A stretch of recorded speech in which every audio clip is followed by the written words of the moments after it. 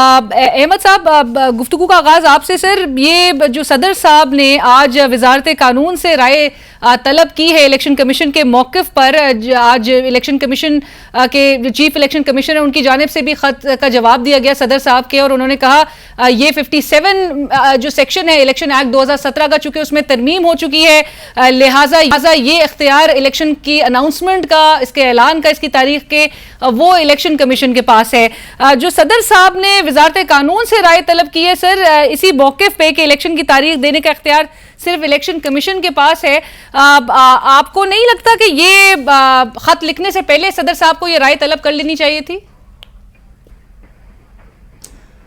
बिस्मिल्लाहिर्रहमानिर्रहीम। देखिए, बात ये है कि ये बड़ी क्लियर सिचुएशन है। वैसे तो वो उन्होंने राय तलब कर ली है उनसे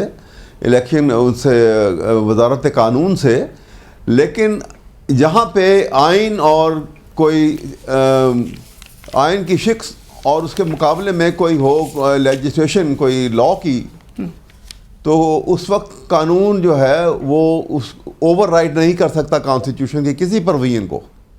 और यहाँ पे आर्टिकल 48 का sub article 5 is so clear कि उसमें लिखा हुआ है कि शुरू होता है आर्टिकल 48 भी कि after the advice from the prime minister, वो प्रेसिडेंट जो है डिसॉल्व करेगा असेंबली को, और डिसॉल्व करने के बाद वो इलेक्शन की डेट देगा, जो कि election to be held not later than 90 days. और साथ ही साथ दूसरा काम क्या करेंगे कि वो ये बनाएंगे केयर टेकर कैबिनेट। ये बड़ा वाज़ेह तौर के ऊपर ये लिखा हुआ है, this reflects the absolute authority of the president of Pakistan. अब बाई लेजिस्लेटिव एक्ट, किसी इनेक्टमेंट के ज़रिए आप उनकी कॉन्स्टिट्यूशनल अथॉरिटी को ना तो सबड्यू कर सकते हैं, ना क्लिप कर सकते हैं, ना ओवरराइड कर सकते हैं। ये तो सीधी कॉन्स्टिट्यूशन की बात है।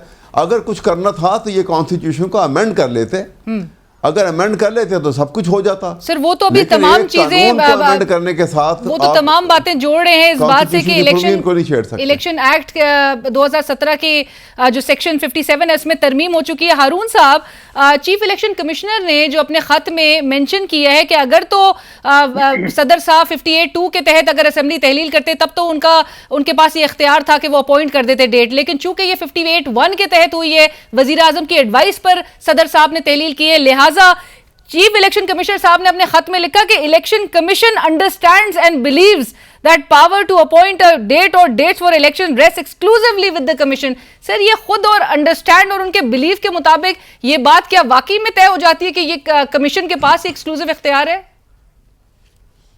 वैसे तो देखें, जो कॉन्स्टिट्यूशन में है, जिस तरह अहमद अवैध साहब ने फरमाया है, पोजीशन तो वही है कि जब असेंबलियां डिसॉल्व हो तो 90 डेज में इलेक्शन होने हैं, और उस 90 डेज के लिए मुशावरत होती है प्रेसिडेंट ऑफ पाकिस्तान और इलेक्शन कमीशन की। खत लिखा है तो वो कॉन्स्टिट्यूशन तो ही है 48 के तहत कि इलेक्शन जो है वो 90 डेज में हो और प्रेसिडेंट जो है वो डेट अनाउंस करे। राइट, बट हारून साहब, ये आपको लगता है कि मामला कॉम्प्लिकेट किया जा रहा है? क्योंकि अमेंडमेंट भी मेरे सामने इस वक्त अमेंडमेंट भी मौजूद है, जो सेक्शन 57 है, आफ्टर अमेंडमेंट तरमीम के बाद वो ये कहते हैं कि subject to the constitution the commission shall by notification in the official gazette announce the date और डेट्स। सर, अनाउंसमेंट की हद तक तो इलेक्शन कमीशन के पास इख्तियार है, appointment of the date that means rest with the president.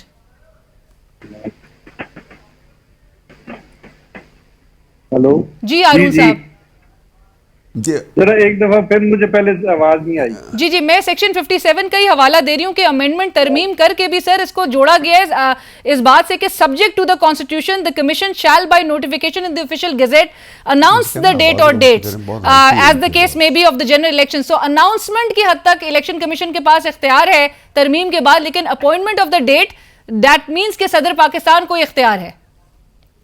तो वो इख्तियार की भी बात अगर है, लेकिन वो सब्जेक्ट टू कॉन्स्टिट्यूशन उन्होंने कहा है, जब तो सब्जेक्ट टू कॉन्स्टिट्यूशन का मतलब यही है कि जो कॉन्स्टिट्यूशन में मेंशन है प्रोसीजर वो होगा। जी, सो प्रोसीजर वही फॉलो होगा, और चूंकि ये अब ये एक्ट का भी हिस्सा और तरमीम के बाद भी। जी।